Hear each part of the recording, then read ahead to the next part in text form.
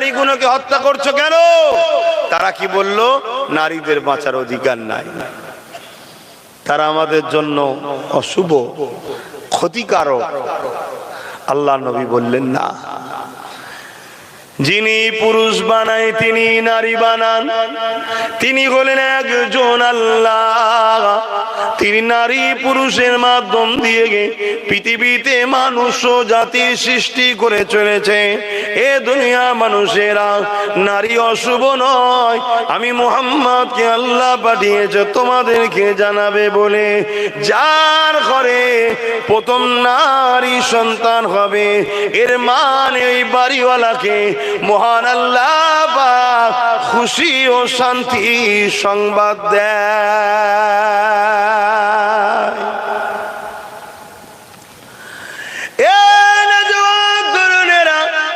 এই জমির ওপরে নারীদেরকে হত্যা করা হতো, নারীদেরকে জ্যান্ত পুঁতে দেওয়া হতো, নারীদেরকে বড় অবহেলা করা হতো, নারীদেরকে ভোগের পাত্র পাত্রী বানিয়ে দেওয়া হয়েছিল। এবং মক্কা জমিনে একটা মেলা হতো, যে মেলাটার নাম হলো কাজের মেলা। তাম পৃথিবীর রাজা মহারাজারা সবাই মেলাতে উপস্থিত হতো, সবাই দুনিয়া থেকে মেলাতে যেত, সেখানে সবাইকে হাজির হতো। ওই মেলাতে নারী কিনা বেচা হতো, অনেকে খরিদ করে নিয়ে যেত, নিজের শরীরে খিদে মিটাবার পরে ওই নারীগুলোকে হত্যা পর্যন্ত করে দিত। আল্লাহ নবী, নূর নবী, দয়া নবী জমিনের উপরে সেই অত্যাচার গুলোকে বন্ধ করে নারীদেরকে সম্মান মর্যাদা দিয়েছে, নারীকে মা বানিয়েছে, নারীকে বেটির মর্যাদা দিয়েছে, নারীকে স্ত্রীর মর্যাদা দিয়েছে, নারীকে কন্যা সন্তানের মর্যাদা দিয়েছে। অর্থাৎ আমার রাসূল জানিয়ে দিল, কোন ঘরে যখন কন্যা সন্তান হবে, ওই সন্তানের অভিভাবক, ওই সন্তানের দেখভালের জন্য সমস্ত কিছু দায় দায়িত্ব তার বাপকে নিতে হবে। কেননা আল্লাহ নবী জানিয়ে দিলে, কোন ঘরে যদি পর পর 3টে কন্যা সন্তান হয়, ওই বাবা যদি মন না খারাপ করে ওই 3 কন্যাকে বড় লালন পালন করে, বড় করে আদর করে বিবাহটা দিয়ে দিতে পারে, আমি রাসূলুল্লাহ জানিয়ে দিলাম 3 কন্যার বাবা আর আমি মুহাম্মদ রাসূল আল্লাহর জান্নাতে পাশাপাশি থাকিব। এইভাবে রাসূল মানুষকে বুঝাতে লাগলেন, এই তোমরা নারীদেরকে হত্যা করো না, নারীদেরকে অশুভ মনে করো না, নারীদেরকে খারাপ মনে করো না। নারী তো খুশি নিয়ে আসে, রহমত নিয়ে আসে, শান্তি নিয়ে আসে। যার ঘরে প্রথম সন্তান হয়, এই মানে ওর বাবাকে খুশি শান্তির পায়গাম দেয়। আল্লাহ নবী বললেন, যখন তোমার মেয়েটা বিবাহ না হবে তখন সে শাহজাদি থাকবে, বিবাহ হয়ে যাওয়ার পর রানী হালে থাকবে, আর বয়স হয়ে গেলে রাজমাতার সম্মান পাবে। জোরে বলুন সুবহানাল্লাহ। শুনছেন? আল্লাহ নবী এগুলো করেছে, নারীদেরকে আজাদ দিয়েছে, মুক্তি দিয়েছে জুলুমের হাত থেকে। তাহলে আজ আমরা উম্মতে মুহাম্মাদি দাবি করে যদি সমাজের বুকে আমাদের ঘরে কন্যা সন্তান হয়, আমি বাপ যদি এটাকে অশুভ মনে করি, মন খারাপ হয়ে যায়, তাহলে মনে রাখবেন আপনি দুনিয়ার বুকে উম্মতে মুহাম্মাদি দাবি করতে পেরেছেন, কিন্তু আমার রাসূলুল্লাহ আপনাকে উম্মত বলে মেনে নেয়নি, জান্নাতের খাতাতে আপনার নামটা নাই। আর আপনি যদি নারী হওয়ার পরে মন না খারাপ করে ওই নারীকে উচ্চ শিক্ষায় শিক্ষিত করে পর্দা পুশিদা শরিয়া সম্মতভাবে লালন পালন করে বড় করে তার যদি বিবাহটা দিয়ে দিতে পারে, দায়িত্ব এবারে স্বামীর হয়ে গেল। যেমন আল্লাহ আপনাকে দিয়েছিল, আপনি আবার আল্লাহর জিনিসটাকে ওই পুরুষের হাতে, একটা স্বামীর হাতে, একজন ছেলের হাতে তার স্বামী হিসাবে তার হাতে তুলে দিলে। এ দুনিয়ার স্বামীরা শোনো, যদি তুমি তোমার স্ত্রীকে মহাব্বত না করো, তার থাকা খাওয়া দেখাশোনা ভরণ পোষণের সব দায়িত্ব তোমার। যদি তুমি বহন না করতে পারো, না দেখতে পারো, না গুরুত্ব দাও, না পেয়ার করো, না মর্যাদা দাও, না ভালোবাসো, মনে রাখবে আল্লাহ নবীর উম্মত দাবি তুমি করছো ঠিকই কথা, কিন্তু নবী পাক তোমাকে উম্মত বলে মানে না। জান্নাতের খাতাতে তোমার নাম নাই নাই নাই। মনে রাখবে এটা তোমার ডিউটি, তোমাকে পালন করতে হবে। এবারে যখন ওই মাটা বুড়ো হয়ে যাবে, মহিলাটা বয়স্ক হয়ে যাবে, বুড়ি হয়ে যাবে, এই বয়স্ক মহিলা যখন হয়ে যাবে, আল্লাহ নবী জানিয়ে দিলেন সন্তানেরা এবারে তোমাদের দায়িত্ব তোমার মাকে লালন পালন করা। নারীকে কিভাবে ইসলাম সেফ দিচ্ছে দেখুন। প্রত্যেকটা সময় পুরুষকে তার বডিগার্ড বানিয়ে দিয়েছে। শুনছেন তো নাকি? এখন তো দুনিয়ায় একদল মানুষ বেরিয়েছে নারী পুরুষ সমান সমান, বলছে না বলে না? কি গো বলে না বলে না? আরে মাথা মুটা, নারী পুরুষ সমান সমান নয়, নারীর মর্যাদা পুরুষের থেকে বেশি। জোরে বলুন সুবহানাল্লাহ, আরো জোরে বলুন। নারী নবী হয়নি তো কি হয়েছে? নারী তো নবীর মা হয়েছে, মোহাম্মদ রসুলকেও পেটে রেখেছিল। জোরে বলুন সুবহানাল্লাহ। কথা মাথায় ঢুকছে? সমান সমান বলতে কি বুঝাতে চাইছেন? এক বছর আমার পেটে ছেলে হবে, এক বছর বিবির পেটে ছেলে হবে, এই সমান সমান? হ্যাঁ কি গো কি বলছেন বলবেন তো?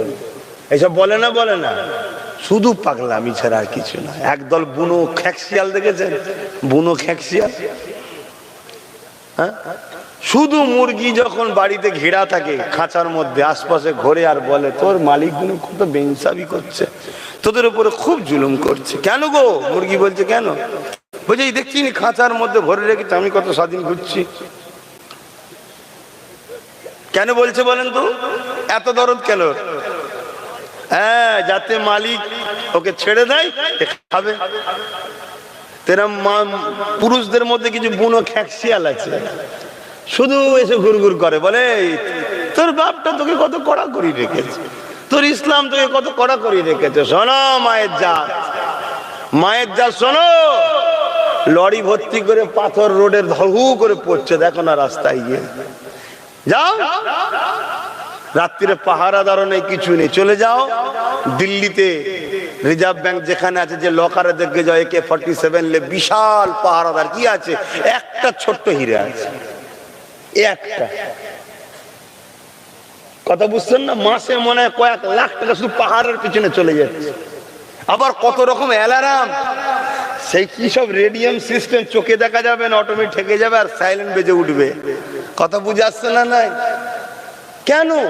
ও পাথর, ইয়ে পাথর তো বলছে না, ওটা হিরে। তো পুরুষ হলো রাস্তার পাথর, এ দিন রাত যেখানে খুশি পড়ে যাক, পাহারা দিতে লাগে না, কেউ ছবেও না, চুরিও করবে না, এখানে বিরাট শক্ত, চিবোতে গেলে দাঁত ভেঙে যাবে। বুঝতে পারছেন না? পারেন না? আর নারী হচ্ছে ছোট হোক কিন্তু ওই হিরে থেকেও দামি। জোরে বলুন সুবহানাল্লাহ। ইসলাম এটা বুঝিয়েছে। আর ইসলাম কেন বুঝিয়েছে? ইসলাম তো সৃষ্টিকর্তার মনোনীত ধর্ম। তোমাকে যিনি সৃষ্টি করেছে মায়ের জাত, আপনাকে যিনি বানিয়েছে সেই আল্লাহ বলছে শোন, আমি তোকে খুব দামি দামি সম্পদ দিয়ে তৈরি করেছি, ওই সম্পদ বাজারে তুই যদি বলে বেড়াস চুরি হয়ে যাবে। ওই সম্পদটা তোর কাছে দিয়েছি, তোর ডিউটি হলো তোর স্বামীর কাছ পর্যন্ত নিয়ে যাওয়া, অন্য কেউ বিছখানে যেন না পায়। কথা মাথায় ঢুকছে না? ঢোকে না? যদি এই ডিউটি পালন করিস, আমি তোর জন্য চির শান্তির জান্নাত দেবো। কেন? তুই তোর মালিকের কথা শুনেছিস। জোরে বলুন সুবহানাল্লাহ। তাই ইসলাম বলছে তুমি নিজেকে ঢেকে রাখো, তুমি নিজেকে ঢেকে রাখো। তোমার সৌন্দর্য, তোমার মধ্যে কি দামি সম্পদ আছে, কেউ বুঝতেও পারবে না, দেখতেও পারবে না, চলে যাবে।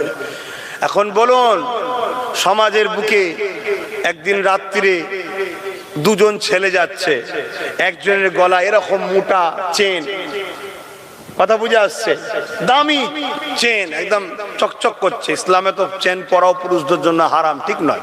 কথা বুঝে আসছে না? না, তারপর এখন ধরুন বুঝাবার জন্য বলছি, চেন, হাতে চেন, সব সোনার পানিতে ডুবানো।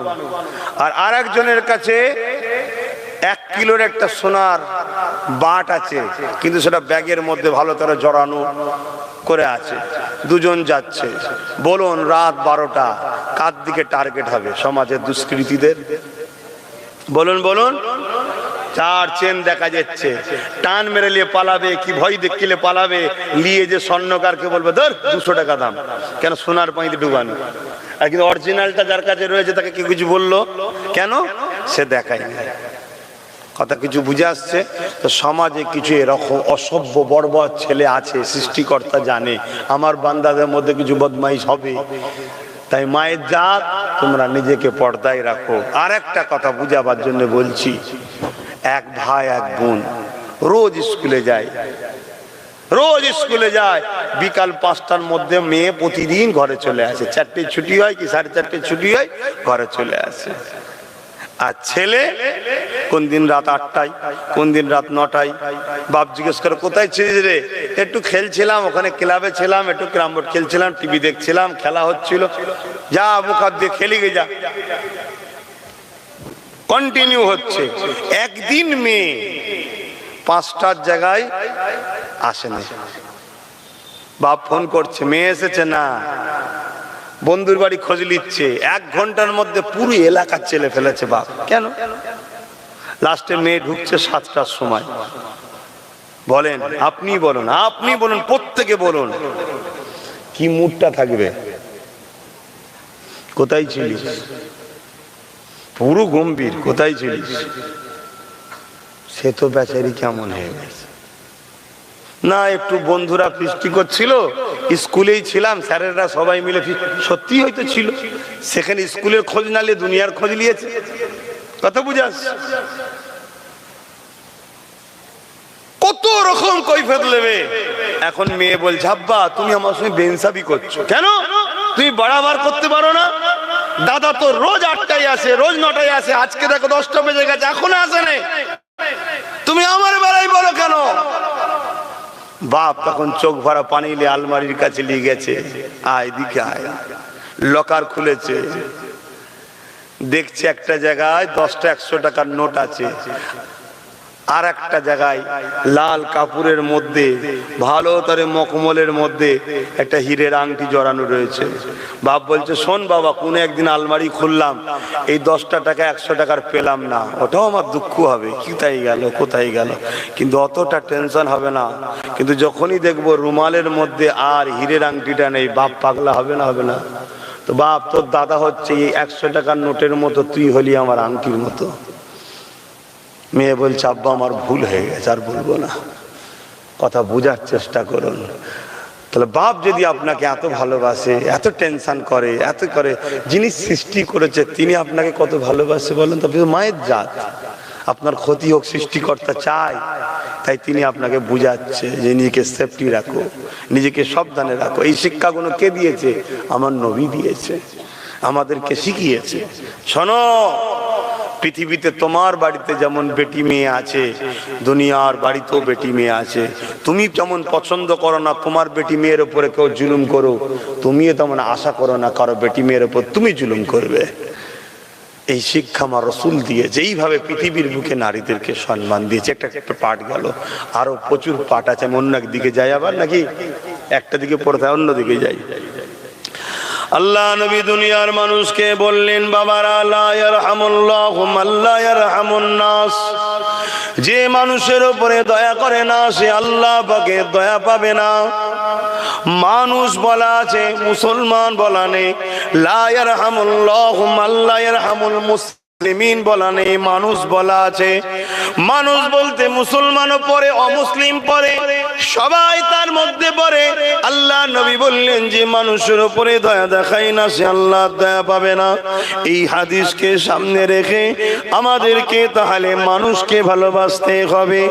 মানুষকে ভালোবাসলে কি পাওয়া যায়? মানুষ যখন তোমার ব্যবহারে খুশি হবে, মনে রাখবে এতে পেটের খিদা মিটানে ঠিকই কথা, কিন্তু এতে তোমার অন্তরের মধ্যে শান্তি পাওয়া যায়।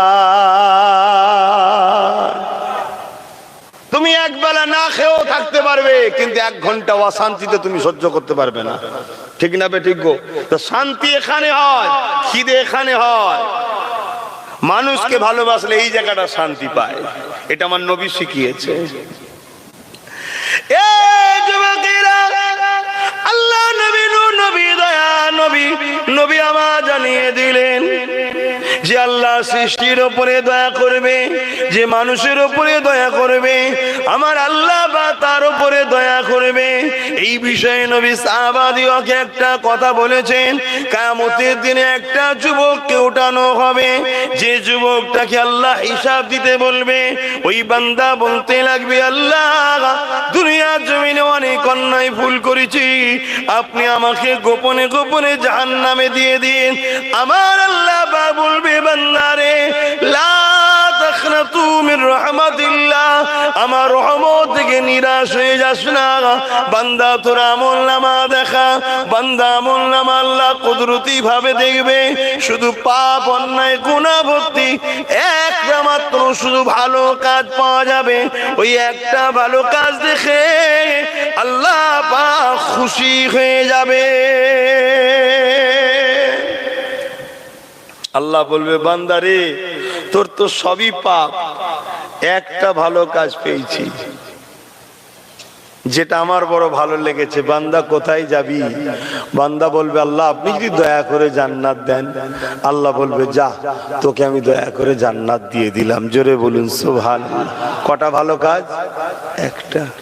কিন্তু মনে রাখবেন, জান্নাত যেতে গেলে শর্তটা ভুলে যাবেন না। ঈমান কিন্তু শর্ত। তার ঈমান ছিল, কিন্তু কাজের মধ্যে যেটা আল্লাহর পছন্দ হয়েছে। কি কাজ? আল্লাহ নবী সাহাবাদেরকে বলেন, প্রচন্ড গরমের সময়তে এক মালিক তার গৃহপালিত পশুকে গাছে বেঁধে দিয়েছিল। যখন ছায়া ছিল, ছায়া দেখে বেঁধেছিল। গৃহপালিত পশুটা রোদ আস্তে আস্তে করে মালিক চলে গেছে, কিন্তু এই রোদটা পশুর উপরে পড়েছে। ওই গৃহপালিত পশুটা গরম সহ্য করতে পারে না, জিভটা বাইরে হয়ে যাচ্ছিল, মারা যাবার মতো সম্ভাবনা। এই যুবকটা রাস্তা দিয়ে যাচ্ছিল, দেখে বড় দয়া ময়া হয়েছে।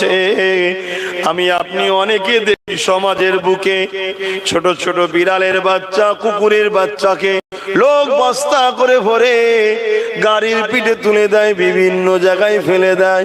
ভেবে দেখুন, ওই বাচ্চা পশুটা তো মায়ের দুধ ছাড়া পান করতে পারেনি, আপনি ফেলে দিলেন। ওই বাচ্চা এখন কি করে দুধ পান করবে? শুনছেন তো নাকি? এই অসুবিধা হচ্ছে। আমি কি জিজ্ঞেস করছি, শুনছেন তো? এরকম সমাজে আছে না? ফেলে দেয়। লাস্টে দেখা যাচ্ছে বিড়াল বাচ্চা, কুকুর বাচ্চা, সে মায়ের দুধ পান করতে না পেরে আস্তে আস্তে মারা যাচ্ছে। এই মানুষগুলো জাহান্নামে। এই শুনছেন? এর নাম ইসলাম। এর নাম কি? ইসলাম সব শিখিয়েছে। আল্লাহ নবী বলেছেন, একটা লোকের এলাকায় প্রচুর নাম ছিল, একজন মহিলা, প্রচুর নাম ছিল, তার ইবাদত, তার নামাজ, তার রোজা, তার দান, সব নাম ছিল। তথাপিও রাসূল তাকে বলেছে, এই মেয়েটা জাহান্নামে যাবে। কেন? ও একটা বিড়ালকে ঘরের মধ্যে বন্দি করে না খেতে দিয়ে জুলুম করে মেরেছিল। তাই শুনছেন আমি কি ওয়াজ করছি? তাহলে ইসলাম ভালোবাসার কথা বলেছে, শুধু মানুষকে নয়, আর শুধু মুসলমান নয়। তোমার এলাকার হিন্দু যদি বিপদে পড়ে, তাকেও ভালোবাসতে হবে। এর নাম ইসলাম। হ্যাঁ, তার ধর্ম মানা যাবে না, সে যা তার বিশ্বাস করছে করুক, কি যাবে। ভুল ঠিক জবাব আল্লাহর কাছে দেবে, তোমাকে আমাকে বেশি ফতোয়া দিতে হবে না। তাকে খাওয়াচ্ছে কে? আল্লাহ যখন খাওয়াচ্ছে, আমি কেন মাথা মারতে বেশি যাবো? বাবা কি গো, তার সৃষ্টিকে সে খাওয়াচ্ছে, সেই হিসাব নেবে। কিন্তু মানুষ হিসাবে সে যদি বিপদে পড়ে, তার পাশে দাঁড়াবো। তার হয়ে লড়তে হলে লড়বো, লড়তে গিয়ে যদি জানও চলে যায়, মনে রাখবে আল্লাহর সৃষ্টিকে বাঁচাতে গিয়ে জান যাওয়ার জন্য তুমি শহীদের দরজা পাবে। জোরে বলুন সুবহানাল্লাহ। শরিয়ত বোঝো, ইসলাম বোঝো। হ্যাঁ, নামাজ আছে ইসলামে, রোজা আছে ইসলামে, ওটা ব্যক্তি জীবনের আমল। ব্যক্তি জীবনের আমল, এটা হলো সামাজিক আমল। একটা হলো প্রতিবেশী, একটা সমাজ, সবাইকে নিয়ে, আর একটা নিজের। নিজের আমলটা নামাজ আছে, রোজা আছে, হজ আছে, এগুলো নিজের আমল। যদি করি নিজের লাভ, না করি নিজের লস। কিন্তু সমাজে একটা ইতিম ছেলে মূর্খ তৈরি হচ্ছে, বাপ মা নেই বলে পড়াশোনা করতে পারছে না, ওকে যদি তুমি গাইড না দাও, ও যদি বড় হয়ে যায়, খারাপ ছেলে হয়ে যায়, পুরো সমাজ তিক্ত করে ফেলবে। কি গো ভুল বললাম? দেখা যাবে কোনো একটা জায়গায় তোমার এলাকার ছেলে, ভুল বুঝবে না, বুঝাবার জন্য বলছি, কোন এক জায়গায় যে ব্যাংক ডাকাতি করতে চলে এসেছে, ও তো চুরি করেছে একজন, গ্রামে পুলিশ ঢুকবে না? ঢুকবে না? পুলিশ ঢুকা মানে একটা মনের মধ্যে একটা ইতস্ত ভাব আসবে না? আসবে না? বাচ্চা ঘাটা পাড়া পরিবেশে নানা রকম র‍্যাব ঢুকে আর ঢুকে এই বাড়ি খুঁজছে, বাড়ি খুঁজছে, এটা কি ভালো লাগছে? এজন্য ইসলাম বলছে গরিবকে ভালোবাসো, এতিমকে ভালোবাসো।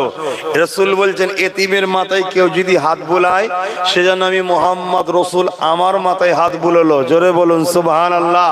কেউ যদি এতিমকে খানা খাওয়ায়, পরনার কাপড় দেয়, এতিমের পিপাসা মিটায়, সেজন্য আমি রাসূলুল্লাহ আমাকে দিল। জোরে বলুন সুবহানাল্লাহ। আল্লাহ নবী বলছেন আমি নবী কিয়ামতের দিন, যেদিন কোনো পানি থাকবে না আবে কাউসার ছাড়া, যার মালিক মুহাম্মদ রাসূলকে আল্লাহ বানিয়েছে, সেদিন আমি তাদের কাউসারের পানি পান করাবো। জোরে বলুন সুবহানাল্লাহ। আজকে যদি আমাদের সমাজে এতিমগুলোকে, গরিবের বাচ্চাগুলোকে আমরা যদি খেয়াল দিতাম, পড়াশোনা করাতাম, দেখভাল করতাম, তাহলে সমাজে তাদেরকে কেউ খারাপ দিকে নিয়ে যেতে, জোরে বলেন না। প্রথমে পেটের জ্বালা, হাত পাচ্ছে ভাইতে না, কেউ রুটি দিয়েছে, কেউ তাড়িয়ে দিয়েছে, পেটের জ্বালা আবার গেছে, একটু যেই বড় হয়েছে তখন আর হাত পাততে পারছে, কি করছে এবারে? কেড়ে খাচ্ছে, নুকিয়ে চুরি করে খাচ্ছে, শুনছেন না? এরকম করতে করতে যখন বড় হচ্ছে, আর একটু পাপ বাড়ছে, একদিন থানায় চলে গেল, ধরে ফেলেছে পুলিশ। আর আজকাল থানায় যাওয়া মানে এলাকা, তার খবর চলে আসবে, সঙ্গে সঙ্গে নেতাকে তাকে ছাড়িয়ে আনবে। ছাড়াবে কারণ নেতা জানে এটা হলো আমার অ্যাসেট। শিক্ষিত হলে ছাড়াতো না, চোর খুনি বলেই ছাড়াবে। শুনছেন না? তা বলে সবাই নয়, ভালো লোক আছে, কিন্তু বেশিরভাগ। কি গো খারাপ লাগছে নাকি? যেটা বাস্তব সেটা বলছি।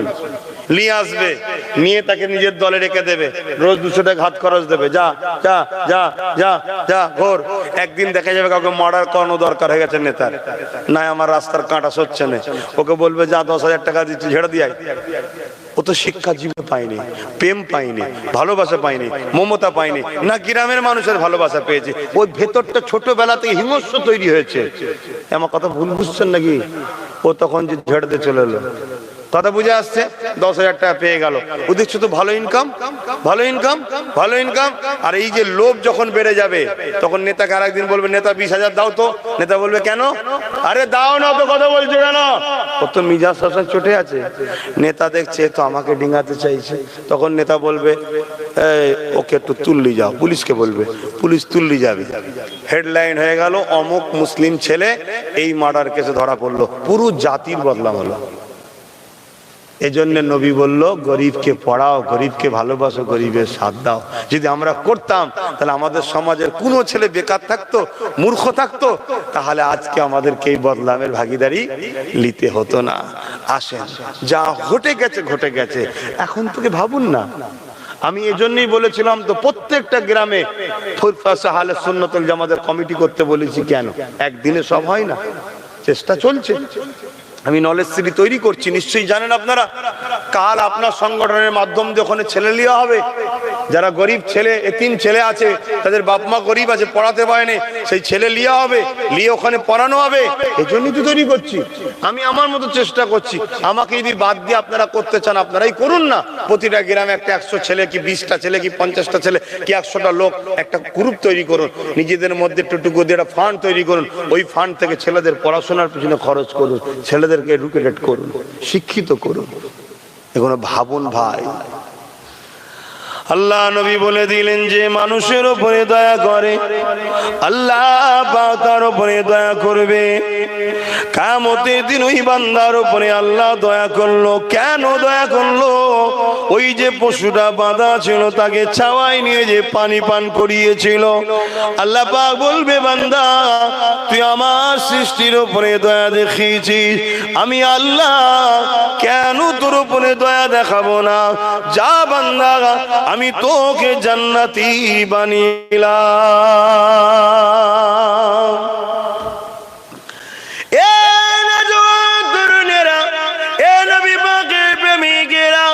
আল্লাহ নবীকে আমাদের জন্য মডেল বানান। নবী পাক আমাদের ঘরে যে শিক্ষা দিয়েছো এই শিক্ষা অনুসরণ করে চলেন।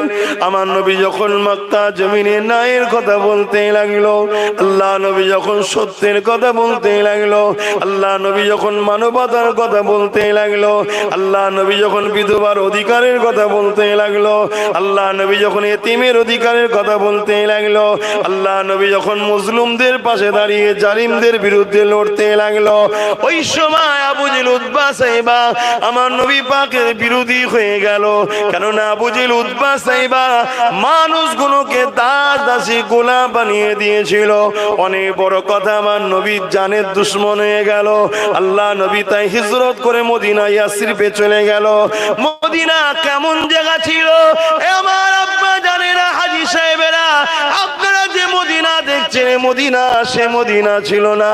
আল্লাহ নবী নূহ নবী দয়া নবী যখন মদিনাতে যায়, ওই মদিনা তখন বিমারের জায়গা ছিল। ওই মদিনাতে এমন কোন শিক্ষার কোনো আদর্শ ছিল না। মাত্র দুটো লোক সই করতে জানতো, নামটুকু, বাকি কিছু জানতো না।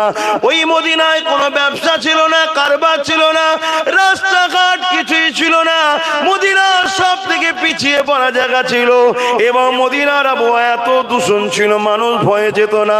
আল্লাহ নবী যখন মদিনায় গেলেন, মদিনার মানুষরা আমার নবীকে নেতা লিডার বলে মেনে নিল।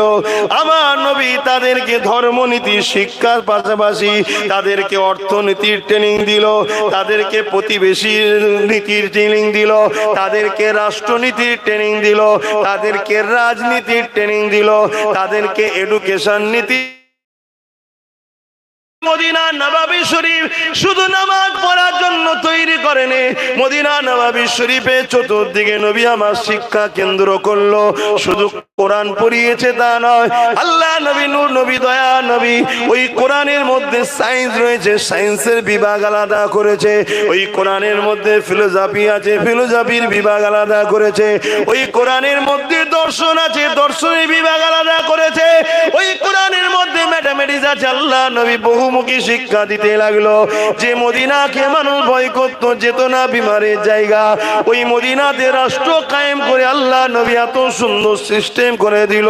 1450 বছর আগে করেছে, আজও চলতেছে। আমি বড় গলা লম্বা করে বলি, পৃথিবীতে মদিনার জোরে একটা দেখাও, একটা দেখাও। আমেরিকা চাঁদে গেছে, আমার দেশে গেছে, খুব খুশির কথা, ভালো কথা, সবটাকে সম্মান দিই, মর্যাদা দিই, ভালোবাসি।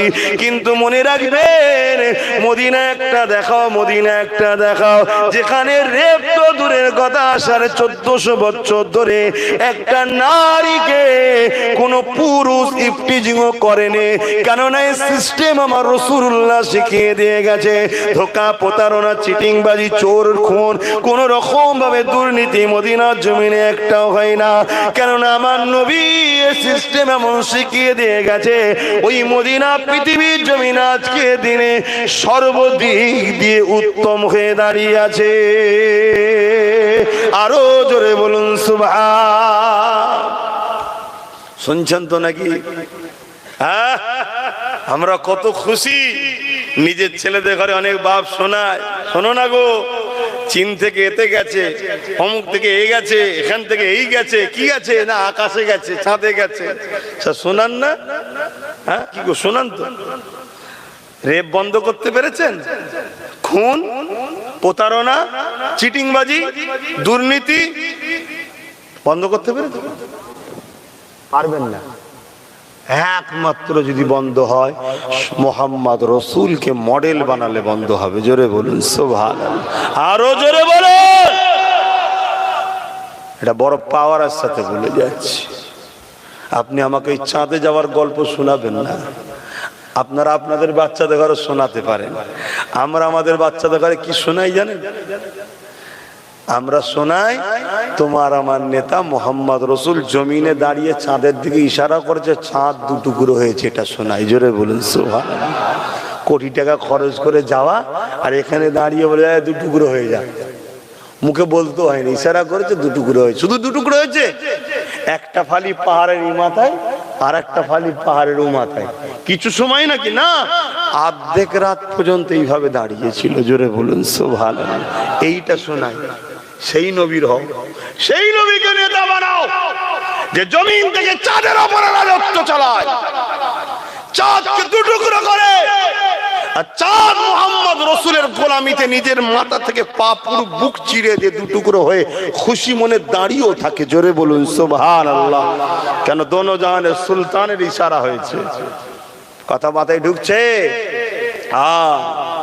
সেই নবীকে মানো, সেই নবীকে মানো। যুদ্ধের ময়দানে 1500 সাহাবালে নবী গেছে, আর খোদার তো অবস্থায় আল্লাহ নবীও মালপত্র বই করছে, খিদা লেগে গেছে। এক সাহাবীর পাশেই বাড়ি ছিল, তিনি এসে বিবিকে বলছে কিছু খাবার আছে, এটা বলে দিয়ে সালাম পড়ে নামাজ পড়তে হবে। আমরা এই সব শোনাই আমাদের বাচ্চাদের। আপনারা কি শোনান? কি গো মোবাইল ওয়ালা ভাই, কি শোনান? হ্যাঁ, স্পাইডারম্যান নাকি বলে একটা, এসব শোনান নাকি? স্পাইডারম্যান নাকি উড়ে ওড়ে নাকি? ছেলেও দেখা দেখি উঠতে গেছে, ছাদ থেকে উঠাতে পক করে পড়ে শেষ, দাঁত কেলিয়ে রয়ে গেছে। কথা বুঝে আসছে না? এইসব ভণ্ডমি ছাড়া ওইসব সব ধোকা, এসব চিটিংবাজি। হায় হায় আমার কমের ভাই, আমি আমার কমকে বুঝাচ্ছি কেন? ধর্ম নীতিতে জলসা করতে এসছি। হ্যাঁ, আমার আর একটা সাইড আছে, আপনারা জানেন তো নাকি? জানেন তো নাকি? হ্যাঁ, আপনাদের কারো আপত্তি আছে নাকি? আপত্তি কেন থাকবে? আমার ইসলাম যখন আপত্তি করেন, আপনি আপত্তি করবেন কেন? আমি যদি চুরি করি, চোর হই, ঘুষ খাই, তখন আপনি আপত্তি করতে পারেন যে হুজুরের ছেলে হয়ে আপনি এইরকম একটা কাজ করে ফেললেন। তখন আপনি একবার কেন 1 কোটি বার বলবেন অন্যায়ের বিরুদ্ধে, কোনো অসুবিধা নেই।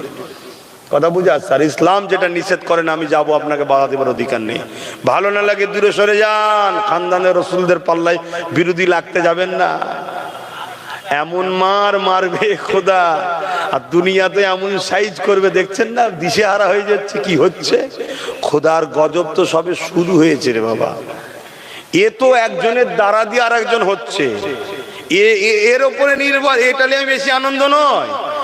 আমি সেই মারের অপেক্ষায় বসে আছি, যেমন ফেরাউনকে আল্লাহ ছুঁচো ডুবানোর মতো চুবিয়েছিল। একবার চোখ নিচই যারা ওঠে, ও মুসা, ও মুসা। আর মুসা খুব জেলিয়েছিলিস না, আবার বুঝতে পারছেন না? নীল নদে ফেরাউনকে চুবিয়ে চুবিয়ে কে মেরেছিল? আমি সেই আল্লাহর উপরে ভরসা করে আছি, এদেরকে ওইভাবেই মারবে আল্লাহ। কথা বুঝছেন? হ্যাঁ, আমার ঘরের ছেলে যেগুলো আছেন, আল্লাহ কারে পরিবর্তন হচ্ছেন, দোয়া করি আল্লাহ আরো পরিবর্তন করে দেন। বোন আল্লাহুম্মা আমিন। ঘরের ভাই ঘরে ফিরে আসে, ঘরের ভাই ঘরে ফিরে আসে। তো যাক, আমি যে কথা বলছি, কি কথা বলতে গিয়ে চলে গেলাম? হ্যাঁ, যুদ্ধের ময়দানে আল্লাহর নবী 1500 সাহাবাদের নিয়ে কাজ করছেন। এমন সময় আমার নবীর এক সাহাবী দেখে বড় কষ্ট হয়েছে, তিনিও ছিলেন ওই মধ্যে। টুক করে ঘরে গিয়ে বিবিকে বলছে কিছু আছে? গরিবী সংসার, তখন তো অভাব। আহা, সেই নবীর দোয়ার ওসিলায় আজ আমরা কত কি পেয়েছি। তো বললেন একটা ছোট বকরি আছে আর কিছু জবের আটা আছে। বললেন জবাই করো, রুটি বানাও, নবীকে দাওয়াত দেবো। আর হযরতে উমর, হযরতে আবু বকর, কোন রায়াতে আছে উসমান গনি আলী, হযরতে উমর, হযরতে আবু বকর আর নবী, তিনজনকেই। কথা বুঝে আসছে? রাসূলুল্লাহর কানে কানে যে বলছে, হুজুর একটু আমার বাড়িতে দাওয়াত, আপনার, আবু বকরের আর উমর, তিনজনের দাওয়াত। শুনছেন? হুজুর চলেন, সামান্য কিছু খাবার আছে। বলে সাহাবী রওনা দিয়েছে, যাও রেডি করো। আর নবী হাঁক দিচ্ছেন, আমার সাহাবারা শোনো। সবাই ঘুরে দেখেছে, 1500 সাহাবা। আর ওই সাহাবীও কিছুটা দূর থেকে ঘুরে দেখছে। চলো তোমার এই ভাইয়ের বাড়িতে দাওয়াত। কতজনের খাবার আছে ভাই? খুব জোরে পরিবারে উনি মিলে 4-5 জনের হবে। দাওয়াত দিচ্ছে কতজনকে নবী? 1500। চলো রেডি হও, তোমার এই ভাইয়ের বাড়ি দাওয়াত, একটা বকরি আর কিছু জবের আটা। কথা বুঝে আসছে? আহা, ওই সাহাবী ঘরে এসে স্ত্রীকে বলছে, আমি তো খুব চিন্তার মধ্যে। কেন? আমি নবীর কানে কানে বললাম, হুজুর আপনার, আবু বকর, উমরের দাওয়াত। নবী তো সবাইকে দাওয়াত দিয়েছে, স্ত্রীটাও কত বড় নেকবাখ দেখেন, কত আল্লাহওয়ালা মেয়ে। সঙ্গে সঙ্গে বলছে আপনি এত চিন্তা করছেন কেন? চিন্তা নাই, 1500 সাহাবী আসছে, ঘরে কিচ্ছু নেই, এইটুকু খাবার।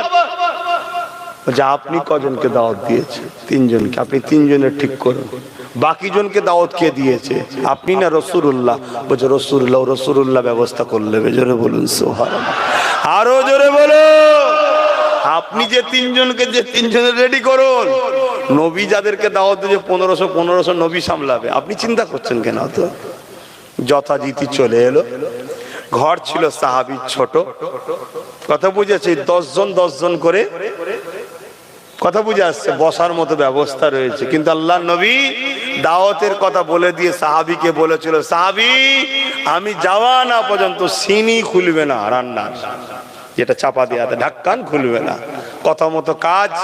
আল্লাহ নবী বললেন সামান্য খোলো, খসাতে থাকো, খসাতে থাকো, খসাতে থাকো। এভাবে সাহাবীদের খাওয়াতে খাওয়াতে খাওয়াতে খাওয়াতে 1500 সাহাবীর খাওয়া হয়ে যাবার পরও অর্ধেক বেঁচে রয়ে যায় সামান্য খাবারটাই। জোরে বলুন সুবহানাল্লাহ, আরো জোরে বলুন সুবহানাল্লাহ। এই বরকতটা কে দিলেন? আল্লাহ। আমার নবী পাক সাল্লাল্লাহু আলাইহি ওয়াসাল্লামকে আল্লাহ এত সম্মান দিয়েছে। এবং এই বাড়িতে এক ঘটনাও ঘটেছে। যখন বকরিটা জবাই করা হয়, বড় ভাই দেখে, ওই সাহাবীর 2টো সন্তান ছিল। বড় বাচ্চাটা, তার 2টো বলতে বড় ভাই বলতে দুজনই ছোট ছোট, বড়টা দেখে, দেখে বড়টা ছোটকে বলে কিভাবে আব্বা বকরি জবাই করেছে দেখবি, এদিকে এসো বলে ছোট ভাইকে শুইয়া ছুরি চালিয়ে দিয়েছে, রক্তাক্ত হয়ে গেছে। কথা বুঝে আসছে? বড় ভাইয়ের এই অবস্থাটা দেখে মা দেখতে পেয়ে গেছে, মা ছুটে ধরতে গেছে, বাচ্চা ছেলে ভয় হয়ে গেছে, বাড়ির ওপরে উঠেছে, সেখানে পাথরের বাড়ি উঁচুতে উঠেছে, লাফ মেরেছে ভয়ে, ছেলেটাও ইন্তেকাল হয়ে গেছে। বলুন কারো বাড়িতে 2টো বাচ্চা ইন্তেকাল, আবার মায়ের জান, স্বামী জানেনি, স্বামী তো চলে গেছে, আবার মাঠে কাজ করছে, হুজুরকে নিয়ে আসবে, এর মধ্যে এত কিছু ঘটনা ঘটে গেছে। আল্লাহ নবী এসেছেন, দস্তরখান বিছানো হয়েছে, তোমরাও খাবে, যখন দস্তরখান বিছিয়ে খাবে, দস্তরখান বিছিয়ে খাওয়া সুন্নাত, খাবে। আল্লাহ নবী বললেন এ সাহাবী তোমার বাচ্চা 2টোকে নিয়ে আসো। সাহাবী গেলেন, স্ত্রীকে বলছেন বাচ্চা 2টো কই? রাসূল ডাকছে, যে বলেন বাচ্চা 2টো ঘুমাচ্ছে। কি করছে? কোরআনে মওতকে ঘুমের সাথে তুলনা করেছে। সাহাবী মিথ্যা বলছে, এটা বলবেন না, নাউজুবিল্লাহ। কেন? এখন সব তো ঈমান আমাদের বড় দুর্বল না। কোরআনে মৃত্যুকে মওতের সাথে তুলনা করা হয়েছে। কথা বুঝে আসছে? হুজুরকে বললেন হুজুর ঘুমাচ্ছে, আল্লাহ নবী বললেন যাও বাবা তুলে নিয়ে আসো। আবার যে বলছেন আরে হুজুর ডাকছে বাচ্চা 2টোকে, স্ত্রী বলছে যে বলেন এমন ঘুমোচ্ছে ওরা এখন উঠবে না। তখনও স্বামী বুঝতে পারে না। চিন্তা করুন কি প্রেম ছিল নবীর ওপর ওই মাটার, একটু পা চোখ দিয়ে পানি বার করেনি। কেন? জিনাকে দাওয়াত করেছি, উনি যদি জেনে যায় এরম জিনিস হয়েছে, এটা তিনার বিশ্বাস, নবী পাক এই দুঃখের সময় চলে যাবে, আর জীবনে হয়তো আর পাবো না তিনাকে। অতএব হাজারো বাচ্চা কুরবান হয়ে যাক, আমেনার লাল যেন না খেয়ে না চলে যায়। জোরে বলুন সুবহানাল্লাহ। আল্লাহ নবী তৃতীয়বার যখন বললেন, বলে বাবা তোমার বাচ্চাকে নিয়ে খাবার হুকুম হয়েছে। জোরে বলুন সুবহানাল্লাহ। এইবার স্বামী যে বলছে আরে হুজুর বলছে বাচ্চাকে নিয়ে, তখন বলছে আল্লাহ নবী বললেন চলো কোথায় তোমার বাচ্চা ঘুমোচ্ছে নিয়ে চলো। সাথে করে নিয়ে গেলেন পাশের রুমে, সাদা কাপড় ঢাকা দিয়া আছে। স্বামী তো পুরা হতভম্ব, বাপ 2টো বাচ্চার লাশ হঠাৎ করে দেখেছে, পুরো হতভম্ব। স্ত্রীর চোখ দিয়ে পানি, হুজুর এই ঘটনা ঘটে গেছে। আল্লাহ নবী কিচ্ছু বলেন, শুধু বলেছে মেহমান এসেছে, শুয়ে আছো, চলে আস, উঠে পড়ো। কাপড় ঝাড়তে ঝাড়তে 2টো বাচ্চা উঠে দাঁড়ালো। জোরে বলুন সুবহানাল্লাহ। বাপের গল্প শোনাচ্ছি নি, হাদিস শোনাচ্ছি। হাদিস শুনছেন তো নাকি? হাদিস শোনাচ্ছি, আমার বাপ বলেছে নয়, হাদিস বলছি। এই যে মরাকে জিন্দা করার ক্ষমতা কার? নবীর মুখের কথাকে আল্লাহ এত ভালোবাসে, হুজুর ডেকেছে, মরাকে আল্লাহ জিন্দা করে দিয়েছে। জোরে বলুন সুবহানাল্লাহ। কিছুক্ষণ শুধু জিন্দা হয়েছে তা নয়, ওই বাচ্চা 2টো পরে বড় হয়েছে, সাহাবী হয়েছে, রাসূলুল্লাহর সঙ্গে লড়াই করেছে, সংসার হয়েছে, আওলাদ হয়েছে, আবার আল্লাহর হুকুমে ইন্তেকাল করেছে। জোরে বলুন সুবহানাল্লাহ।